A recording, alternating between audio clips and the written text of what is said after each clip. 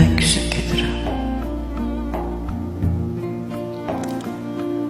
Mən küsüb gedirəm. Qoy hamı qalsın. Mən küsüb gedirəm bu yer üzündən.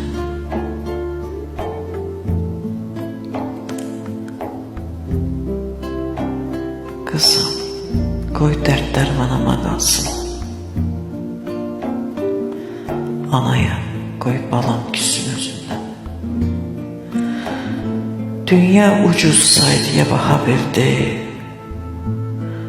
Nə satan tapıldı, nə alan məni. Nə Allah dünyaya bağlaya bildi. Nə atam, nə anam, nə balam məni.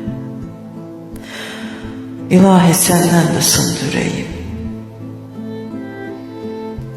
Məni küstürənin yekəsi sənsin.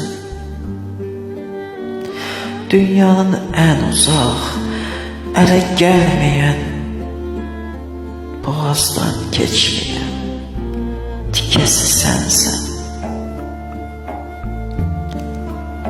Mən sənin yanına uça bilərdim.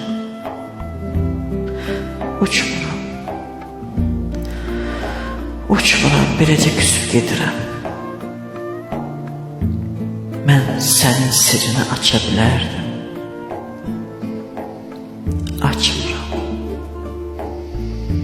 Beləcə susub gedirəm. Yandırıb gedirəm bu varağı da. Bu şiirin külünü kim oxuyacaq? Söndürüb gedirəm bu çırağı da. Məni qaranlıqda itirmə ancaq. İlahi küssəm də səninəm yenə. Gözün axıracaq üstümdə olsun. Bu sonsuz dünyanın son nöqtəsinə gedib çıxanacaq üstümdə olsun.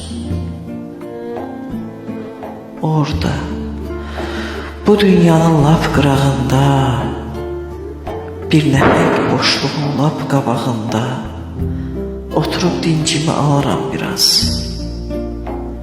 Boşluğa salaram ayaqlarımı. Uşaq tək yerlərəm ayaqlarımı. Uşaq tək sevincək olaram biraz.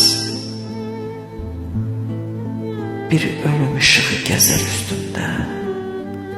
Boşluqdan səs gələr. Yubanma, tez gəl. Sənə çoxdandır ki bu yer üzündə hər şey maradsızdır ölümdən özgə. İlahi gəlirəm, eşit səsini. Kimsəyə ümid yox, sən unut məni. Bu nəhəng boşluğa attım özümü. Sən arxayla,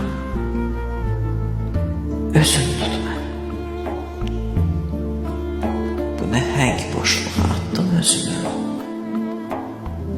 Sən arxayla, özün